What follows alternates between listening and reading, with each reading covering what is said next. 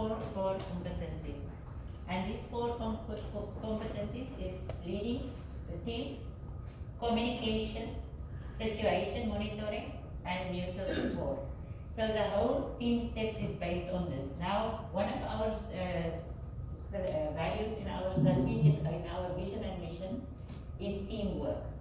Now, everybody knows if you don't work as a team, you don't achieve anything, right? So the whole focus of TeamSTEPPS is how to work together as a team. So it gives you the skills how to work together as a team. So the four competencies: leading of teams, meaning direct and coordinate, assign tasks, motivate team members, facilitate and give optimal performance by using briefing, huddling and debriefing. So this is the skills that you will learn today, right? Then we come to communication. Now the communication is one of the areas where we have the most incidents all over the world, right? So what we are going today to learn is effective ways of how to communicate. So we are going to use this bar, the check back, the call out and the handoff. And with situation monitoring, we are going to learn how to monitor the situation in the current situation by using the following the step, the I am safe checklist, the situation monitoring and cross monitoring. And then the fourth one is mutual support, where we are going to learn about how to be assertive when you see there's a safety issue, right? How to prevent harm from a patient. So this we will teach you the two channels rule, the DISC script and CAS. So team performance is what? Team performance is the background of patient safety.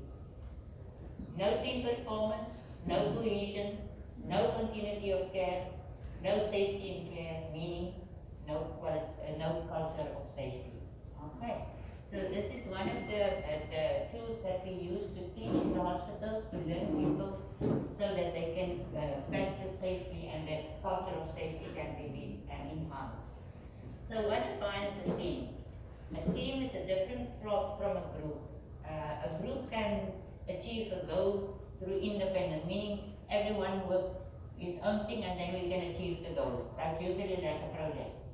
But when we work with a patient, we cannot do that, right? So a team is two or more people who interact dynamically, interdependently, we rely on each other and adaptively towards a common value and goal, and have specific roles or functions and have time-limited membership. So say for instance we have a code blue, right? Everyone know what is his role, everyone know what is doing. So the code blue team has a specific role, specific team members, specific goals, and they work together as a team towards a common goal. But it's just temporary until the patient is transferred to ICU. Now what makes up a team performance? If a team doesn't have knowledge, then you struggle. Say for instance, one of the nurses doesn't know what is the difference between epinephrine and potassium. You can kill a patient, right? Attitudes. If I say to you, say for instance, I'm stressed during a cold flu, and I shout, please give adrenaline, and the nurse take it negatively because she doesn't understand the situation. Her attitude is defensive. She listens with her heart instead of with her brain. We cannot achieve our goal. And then skills, behaviors, how we do things, right? How qualified are we to do things? So we have to have knowledge, we have to have good attitude, and we have to have adequate skills to have a good team performance. Now, outcome of team competencies. If a team is competent, they have good knowledge. If they have good knowledge, they have a shared mental idea. Like say for instance, if you have a code blue, if you think about a code blue, right? You have an idea what will happen during that code blue, right? So everybody knows during a code blue, this is what is going to happen. So our mental model is the same. Attitudes, we have mutual trust, so we listen to each other with our brains and not with our hearts. We have team orientation, meaning we know each other, we know what is each other's role. And we have performance, we have adaptability, we work accurate, we are productive, we are efficient, and we are safe. And as I said, this we do through knowledge, attitude, performance. And then the 4 skills that we are going to learn today is the leadership, the communication, the situation monitoring, and the mutual support. So when it comes to teams, multi-team systems for patients, right? Is the patient, the core team, the coordinated team, the auxiliary team, and the administration. Now the core team is the team directly caring for the patient, right? So that is the core team. So when it comes to the core team, it's a group of care providers who work independently to manage a set of assigned patients from point of assessment to point of disposition until the patient is either transferred or discharged, right? Core team members have the closest contact with the patient. The contingency team is a time-limited team formed for emergent or specific events, like for instance a code blue or RRT, and composed of members from various teams. Right? So if you have a code blue, you know the CICU, the RT, ICU, or whoever is coming anesthesia. The coordinating team is a team comprising of those work area members who are responsible for managing the operational environment that support the core team. This is your director of the unit, your head nurse, your charge nurse, right? Then you have your auxiliary and support services that provide direct tasks, specific time-limited care to the patients.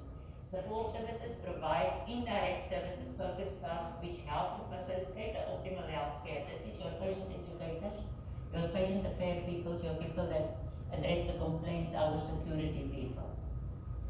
Then we have the role of the administration, is to establish and communicate the vision, develop policies and expectations for the staff so that they know where they go, support and encourage staff during implementation, and change the culture to safe culture. Hold teams accountable for team performance but not punish them, right? There's a big difference. Define the culture of the organization. So if people doesn't know what is our beliefs here, because, previously in this hospital, because it's a military hospital, it was treated like a military organization.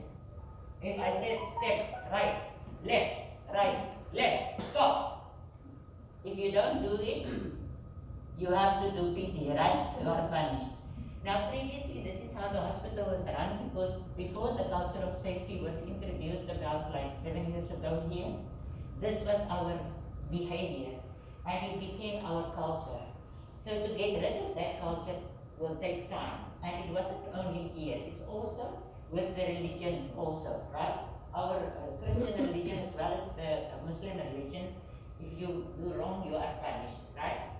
So it's in our mindset that we get punished when we do something wrong. So the culture of safety changed it to, if you do something wrong, find out why it happened, fix why it happened, then it will not happen again. Okay. So that is the role of the administration. So now we are going to teach you how to lead a team. Leading teams holds a team system together. So the leader always keeps his team directed, right? Ensures the plan is conveyed and reviewed and updated, so you keep your members informed. Listen, we are going to the B block now. She will go first, she will go second, he will go third. All 3 of us will walk behind each other, 6 feet apart, so that we distance. All of us will have a mask. When we reach there, we will all stand in a group, but we will stand 6 feet away and we will wait for somebody to come and meet us there. So it's very clear instructions. I direct you and I lead you to where you go. I give you the instructions of where to go. You facilitate through communication, continuous monitoring of the situation, and fostering an environment of mutual support. So say for instance, we are walking and I see 2 of you guys walk nearer to each other, like Dr. May saw now, and she said 6 feet, right? Then when I say 6 feet, that means I, as the leader, I make sure my team follow the correct processes. Then the types of leaders that we get designated leaders and situational leaders. Now the designated leaders is a person assigned to lead an organization or a team, establish clear goals and facilitate open communication and teamwork among team members. Designated is the director of the unit, director of the hospital, the head of they have specific roles.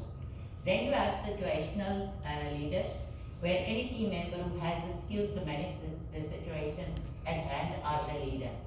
So, basically, if you have a cold blue here, usually the people that will be the leader is the people that is training in the academic affairs, right? If you have a crisis with a neonate, right, you will call a neonatal doctor. So the situation is, if we have a fire now here, hi guys, who has experience before with fire? You will say me, and you will be the leader because you have the previous experience. So the situation and the one that has the skills that had previously experienced with that situation will be the leader at that moment, irrespective if you are a junior, if you're a porter, or you are a director. If the director doesn't know how to handle the fire, the porter will handle the fire, and the porter will be the leader of the team. Now, effective teams leaders, they define, assign, share, monitor, and modify a plan, meaning it's not like a policy like you have to follow the policy. If the policy goes left or right, you have to follow the policy even if it doesn't make sense to you. That is not what leading is. Review the team's performance. We need to check how is our team performing. Are they doing well? Do they need support? And we will establish rules of engagement. We will tell each other how we are going to behave towards each other. So like usually when you have a committee, you have committee rules, right? So if you are a team that work together today, you will sit together as in the morning and decide who will do what when you do your tasks, and you will decide how you are going to do it and who's going to help each other. We manage and allocate resources effectively, so we need to make sure that our staff has the adequate resources, otherwise it gets frustrating and the team spirit gets blocked. We provide feedback regarding assigned responsibilities and progress toward the goals. So we will tell you, listen guys, we are halfway to the B block, we are doing actually great. So you keep your 6 feet, you are doing excellent. So please let's just continue. Or if somebody is not doing it, we just say we are doing still excellent, but I think this one is like 5 feet. So do you mind just keeping it, not criticizing, not doing it in an uppy way, but doing it in a respectful way as the leader. Facilitate information sharing. Sharing is caring. If the boss don't share, the staff don't care, right? So if the boss is sharing, the staff is caring. So if I don't give you the results of survey 2 years ago, you don't care, you don't work on it, and now I'm giving it to you 2 months before survey, now you don't care because you don't have time, right? This is just an example that I'm using. It's not a real reality, but it's just an example. Encourage team members to assist one another. Remember, when we are at work, we are not friends, we are not enemies. We are professional colleagues. Like it or not like it. Me and Agnes may not like each other, but when you are at work, you leave your feelings at home and your professional role. Keep yourself professional with each other. Nothing personal in the workplace. And facilitate conflict resolution. So if me and Agnes is fighting, the manager need to say, listen guys, time out, let us discuss this.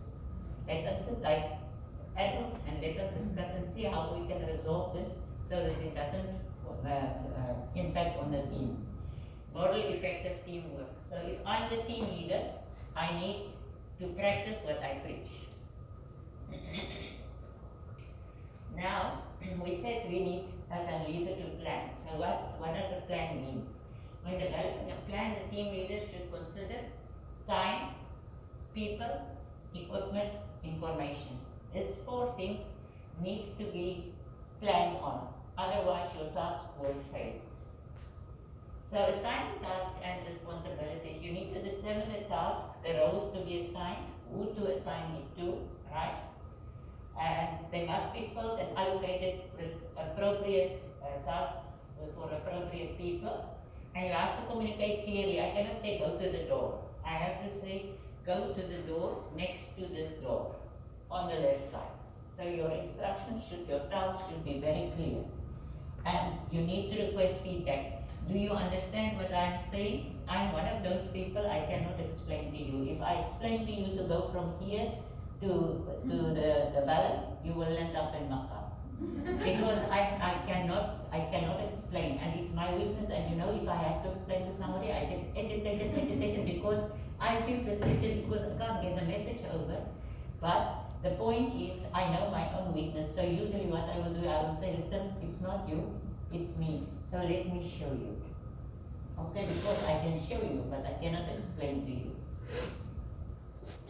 Now, sharing the plan by brief, right? So now, as a manager, I've decided this is what we are going to do, right? Now we have our team members, we have all our things that we need to be a team. So now we are going to do a brief, right? So a team briefing is an effective strategy for sharing the plan. So what I told you guys, we are calling together, listen, we are going now to the B block, right? So this is our goal. We are going to the B block in a safe manner so that we don't contaminate each other and we follow the infection control rules. She will be the team leader, he will be the observer, and she will be behind to check that everything is going well. So everyone will have his specific role, right? And engage the team in short and long-term planning. He's saying if we are going there now, if we go there, we will wait, and after we wait, we will decide with the team what is the next plan, where we will go next for our next, say for instance, we are doing inspection, okay? So here is just a small briefing checklist too, right? Who is on the core team? So you remember we need to say there should be members. All members understand and agree upon the goals. We know what is the goals, we know what is the tasks. The roles and responsibilities is well understood, everybody know what to do. The plan of care is clear for everybody. Staff is all available. The workload is equally divided, and we have available resources. So a manager will always have this checklist in the morning when you dedicate your staff. You will have this checklist and you will make sure that you complete these things, because these things is important for successful leadership or to lead a team. Monitoring and modifying the plan huddle. Now I think it's as a way to say we are calling together each other. Listen, come here, we huddle. You know, like I almost say like a hug, right? We huddle together, we hold ad hoc touch-based meetings to regain situation awareness. Like say for instance, we are coming on duty, our staffing is adequate, we have 12 patients, critical patients, two of them is not so critical, so our staffing is okay. And we've done our checklist in the morning and everything is fine, and unfortunately we have 4 new admissions. So now what we will do, we will huddle, right? The whole team. The doctors, the nurses, the physiotherapy, the RP, the social worker, everybody will huddle, the housekeeper, everybody. Listen guys, what is our action plan now? I think we are going to do like this checklist, this. So you will rethink what your roles will be, right? So this is to continue to lead your team. So you will not only start and go on and leave everybody. You need to make sure if there is crisis that you huddle together, that you give feedback, tell the good, say, listen guys, you were doing great. I saw that you admitted 3 patients, how you did it, I don't know, but you did excellent. But I think we need to reallocate our workforce, our resources, so that we still provide safe care, right? This is to discuss critical issues and emergency events, anticipate outcomes and likely contingencies, and assign resources and express concerns. You can also huddle, say for instance, I can see one of my patients that was two, right? Two patients for 1 nurse. I see the one patient is getting more critical, right? I need to call each other together and say, listen guys, I think we need to rethink our plan. Here is a patient, this patient is deteriorating. I think we need more staff, or we need to re-evaluate our patients to see if we cannot reallocate another staff for this patient so that this patient has a one-on-one. okay, or call the site manager for a cross function. So we always need to look at the situation and express concerns and discuss it. Now review the team's performance. Now after today, we've done all this, we have 3 admissions, we've managed well, but there was issues, right? So now the team again get together again and we are holding a debriefing. Debriefing means we are discussing how did our team perform today? What was the good? What was the bad? Because the bad you can work on. The good you can implement on and you can grow on, right? So that is what the debriefing means. It means process improvement. Brief information exchange and feedback session. It occurs usually after event or after a shift, like maybe after a code blue, hi guys, how did the code blue go? Then one will say, you know what, I was struggling to get the ET tube size. Then the head nurse will say, but it's not available in the warehouse. Then the leader will say, okay, what is our action plan? This is what you will do in a debriefing. It's designed to improve teamwork skills, so it helps us to work as a team together. After it's something that we've done, as a team we've accomplished something. And if we've made mistakes, it's fine. We are human beings. We can work on each other and we can say, you know what, I had that experience 3 weeks ago, and this is how you can fix it. So this is what the debriefing means. And it's an accurate recounting of key events, analysis of why the event occurred, discussing the lessons learned and reinforce of successes, and revise plans to incorporate lessons learned. So you see, when you look at it, it's first saying the successes you need to celebrate, right? Because I can tell you, nobody comes to work to kill a patient or to do harm, right? All of you come to do your best. So usually when you do a debriefing, you can get the positive points will outweigh the negative points 1,000,000 times even. But sometimes what we as medical staff do or clinical staff do, we focus on the negative, right? We focus on the one thing that went wrong instead of the 50 things that went right? And if you can fix the one thing that's wrong, everything is 100%. So we need to always remember to focus on the positive. Monitoring and modifying the plan. The huddle, I already told you about that. Sorry, I duplicate the slide, it seems. Okay. This is the debrief. Sorry, no, I meant that instead of forward. Now, this is your debrief checklist, right? After a shift, or after a code blue, or after RRT, or after a conflict, or after a code gray, right? You will have a debrief checklist. In this checklist, you will have communication clearly. What was the situation? Okay, we had a patient that hit a nurse. We called a code gray. The roles and responsibilities was understood. Yes, the charge nurse knew that she had to call the code gray. The security came and the security managed it appropriately. Situation awareness to maintain the safety. Yes, everybody was aware of the situation. Everybody knows how to handle the situation, how not to aggravate the patient more. Did we ask for offer assistance? Was there somebody else that had skills, psychiatric skills, that could manage the patient, or maybe the patient couldn't understand Tagalog or Afrikaans, and the patient just needed a translator, right? Were errors made or avoid? Did we make mistakes, or is there situations where we avoid errors? Like I said, there was not a tube, but the doctor had to compromise and use another tube. So that is a compromise. So we need to fix this compromise for the future purpose so that we don't have the same situation. And again, what went well, what should change, and what can improve. Now we come to communication. This is our second skill. The first skill was how to lead a team. Our second skill is communication. Now, if you can't communicate, you can't lead, right? Because communication is really essential for leading a team. Effective communication skills are vital for patient safety. If we do not communicate accurately with each other, we can miscommunicate. Like, say for instance, I said, give 30 milligram of Lasix.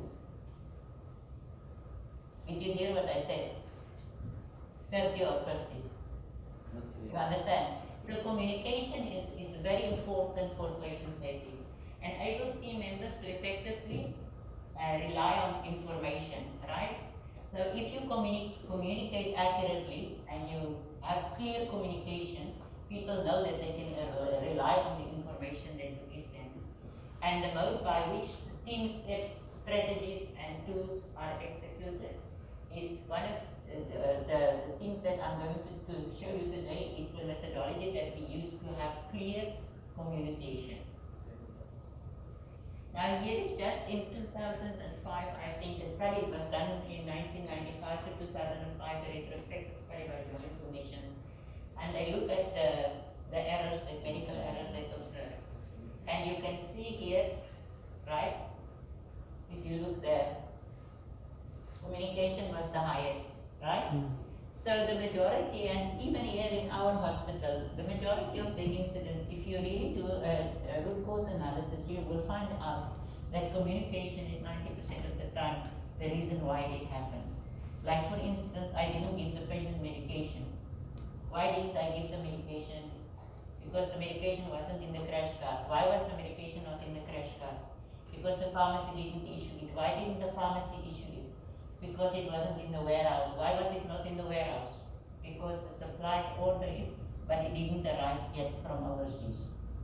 So you can understand, this is how communication can clearly work if you know how to do it. Why this is now happening? Okay. So what is communication? Communication, the process by which information is exchanged between individual departments and organizations, and it's the lifeline of a core team, and effective when it permeates every aspect of an organization.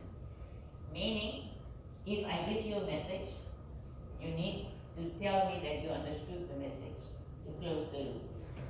You remember what we do with verbal and telephone orders, right? Verbal order is, I tell you, you repeat, I confirm, right?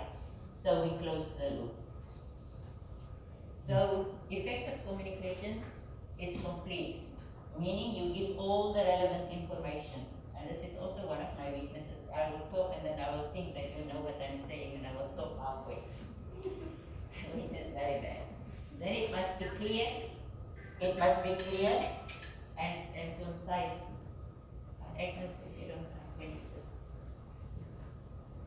just stop the shade, wait. Just tell you that I'm playing the session. Excuse me, guys. I'm also working for quality, so I'm so sorry that I didn't do it my phone, which should have been one of our rules.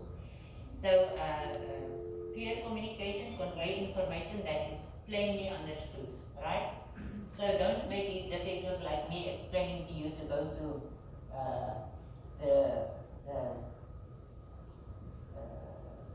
seaside and then the end you end up in Mecca. I need to be clear, concise, so that you understand the message. It needs to be brief. I don't need to explain to you for half an hour things I could have told you in 2 or 3 minutes, right? Offer and, timely. It must be timely, so offer and request information in an appropriate time frame. Verify authenticity, validate or acknowledge information. This is the receive, repeat and confirm part. Now communication challenges, all of us knows we are human beings, we are from different cultures, we have different ways. One of my biggest weaknesses, I will come in and say, good morning, let us start. When I answered the phone, I said, hello, I want to do this. And so I started, they will do, good morning, salam alaikum, shua barik, right? Now this is the culture. Unfortunately, this is how people differ. So when we are working as a core team, we all need to decide how we are going to do it. And it's sometimes very difficult if you have different cultures, right? So language barriers may be one of the biggest issues, especially here if you want to interview a patient. Imagine you need to do a psychosocial screening on a patient and you're a non-Arabic speaking nurse. It's very difficult. Distractions. If somebody is walking in and out all the time, or say for instance, if you have a video conference and people are talking behind when you are busy giving a presentation. It totally distracts you, right? Physical proximity. If we are very far from each other, like we are now during the COVID time, we may not be able to work as a team well. If we are maybe too close together, it also might not work. Personalities, this is one of the biggest issues. You can get personality clashes in your team.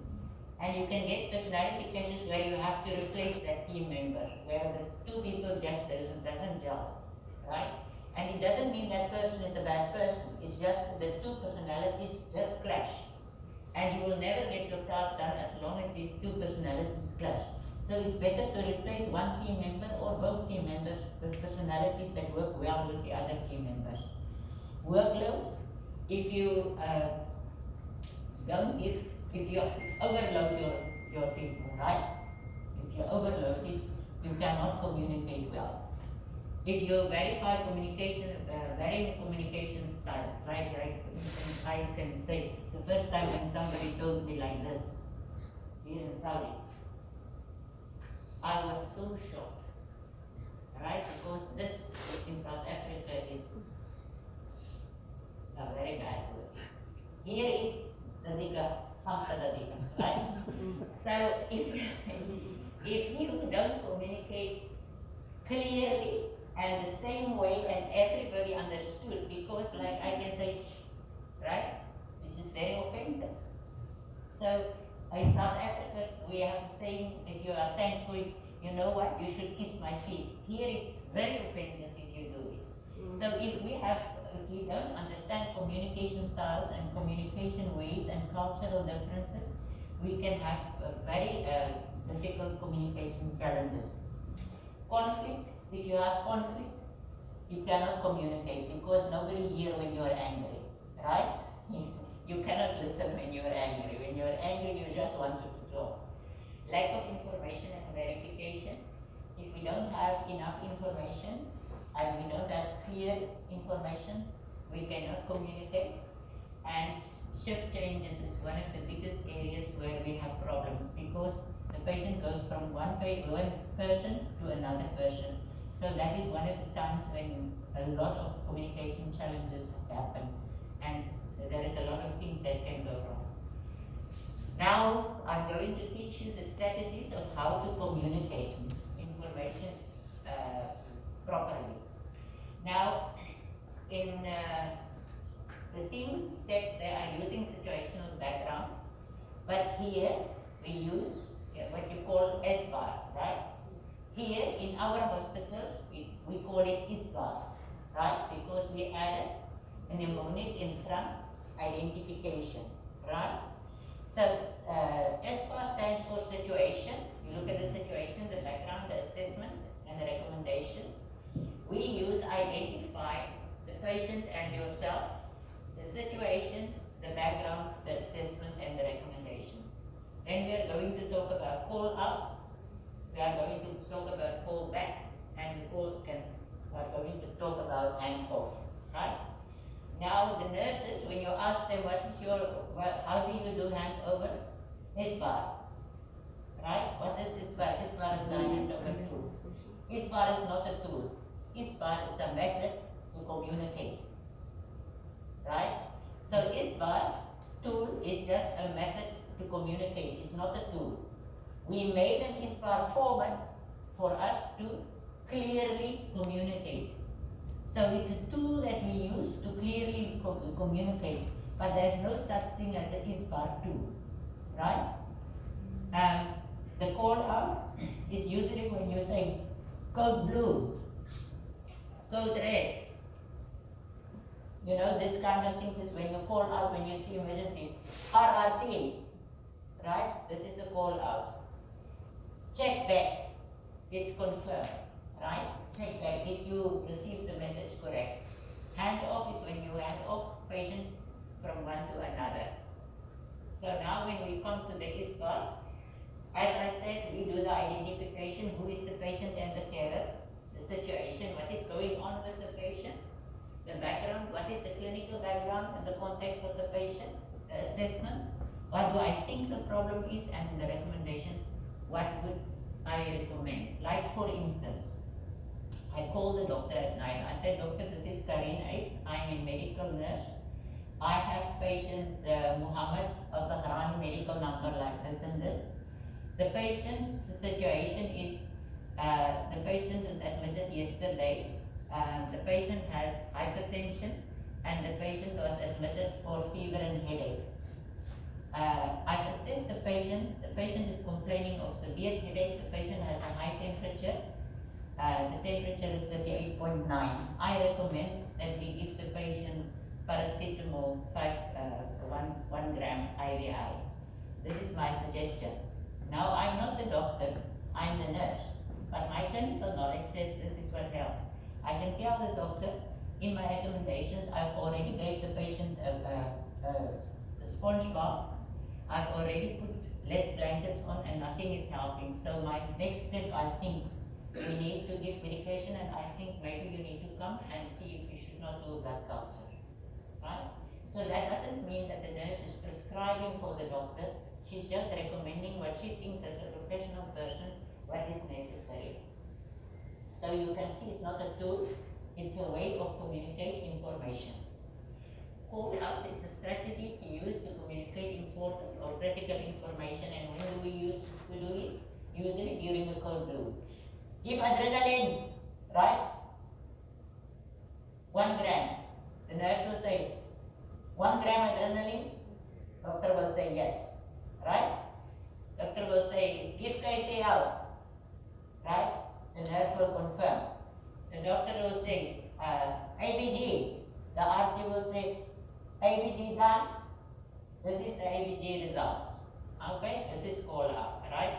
It helps team members to anticipate at the next step. Like say for instance, I said give adrenaline, and she replied back, should I give adrenaline? The doctor said yes, so you know what to do.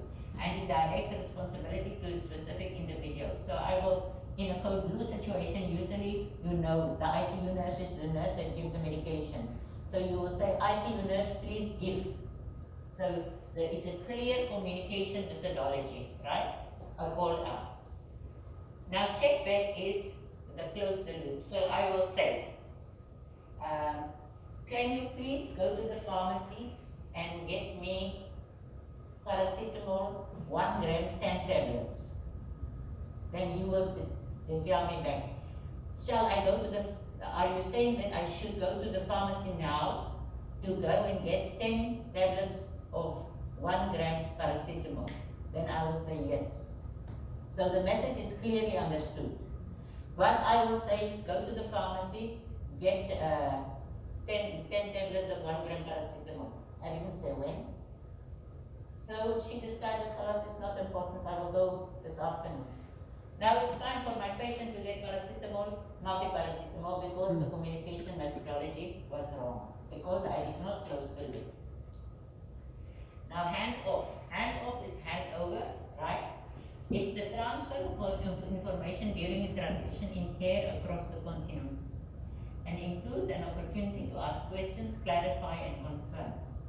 Now, a handoff consists of transfer of responsibility and accountability. So when you hand off, it's our handover, our shift handover, right? Or our handover with our ticket to ride when we transfer a patient from the surgical unit to OR, we give over the responsibility. Clarity of information. If you hand over, you are using the ISPAR methodology that we have the ISPAR for, and you hand over in a systematic way so that that person knows everything, and you confirm because you close the loop to make sure that everybody knows. This is the procedure, the patient comes, the site marking is done, the patient's everything is available, so you go through your checklist and you complete your communication. Verbal communication of information, so you have to not only give them a handover sheet and say, here is the handover sheet, right? You have to tell them, because you know, we usually retain 33% if we hear something, but if we see something and hear something, we retain more information. You need to acknowledge that the receiver needs to acknowledge that they understood. You remember what I said, close the loop. And you have the opportunity to review. So you need to give that person that you hand over an opportunity to review, did she receive now everything? because the mind is a very strange thing. You can sometimes mishear things, or especially if you work 4 nights, the fourth night and it's the same